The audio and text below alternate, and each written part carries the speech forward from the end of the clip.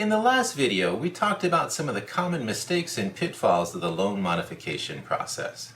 In this video, we're going to talk more about this because so many people make the mistake of not getting the guidelines for the loan modification program that they're applying for under the Obama plan, looking at it and see how they evaluate and how they fit in the process and trying to put their best foot forward. It's just like applying for a job. You just don't go as how you feel that morning. You always try to put your best foot forward. You just don't take the first thing out of the closet, throw that on and walk into a job interview. Applying for a loan modification is the same thing. You got to put your best foot forward. You got to see how you stack up in the program and how best to present your case to the lender. I can't stress how big of a mistake this is for so many people. Now, you can find a lot of these programs through the HAMP administration website. You can find a lot of these guidelines to help you get a better understanding of exactly how they will interpret your situation and what you can do to optimize your case so you fit in more of the criteria of the loan modification process.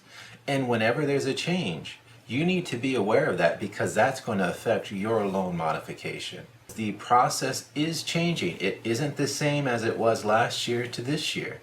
It's being improved as we speak, and these are things you need to discuss with your lender about your case because the people at the other end of the phone are overworked and overburdened. A lot of these loan modification processors have 200 to 400 files that they're responsible for. So this is how things slip through the cracks, and one thing you'll often hear is that we've lost your paperwork or we did not receive that or we don't have record of that. I talked with B of A. They said they get 20,000 loan modification faxes a day. You can see the problem right there. Receiving 20,000 packages, not pages, packages. And some of these packages can be as big as 50 or more pages. You can understand how things get lost. Sometimes these faxing processing services get outsourced overseas and things happen over there. Sometimes, their computer systems get bogged down and misfile things. So you got to be aware and make sure that you have a backup of all the paperwork that you sent in and have it dated. And also make sure that you have a log of who you talked to on what date and what you discussed. So the next time you talk with your lender about your loan modification, you have a clear record of your file in the process so they can go back into their computer records and reinterpret it. Because oftentimes what happens is you're not talking to the same person all the time. You're talking to somebody in customer service, even though I'm not supposed to say it's customer service. It's really customer service, even though it's the home retention or loan modification department. These are basically customer service reps. They don't have the authority to change your loan, to make your loan more affordable. These are people up the stream that are making this decision, and it's very difficult for homeowners to contact these people directly.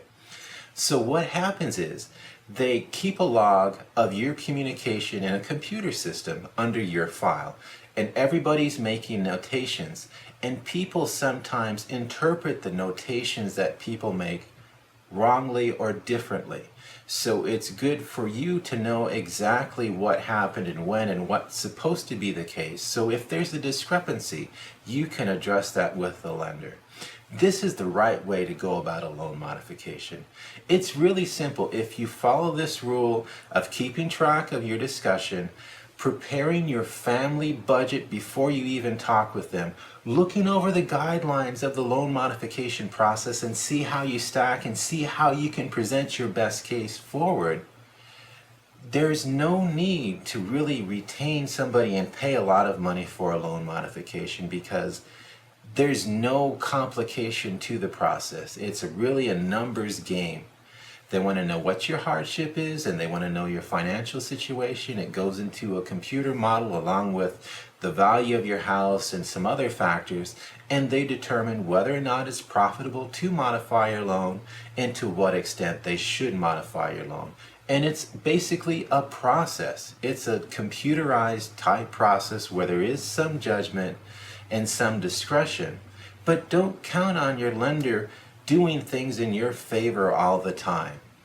Count on doing things right yourself, presenting the best case you can to the lender so you make more and more of these criteria, and be persistent and be consistent with your record keeping and discussion with your lender. Because the biggest mistake you can make is just not talking to your lender and understanding the process.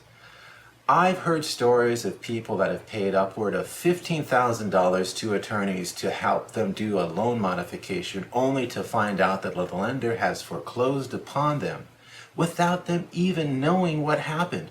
And the only thing they can do is move out of the house because they were represented by an attorney. The attorney messed up, did not communicate with them. And now they've been foreclosed on, which means they no longer have a home. The way around this is to have communication with your lender and understand what's happening with your file, because you as a homeowner have a right to know what's happening. Even if you're working with somebody, you have a right to know what's happening. And you have a right to know what they're doing.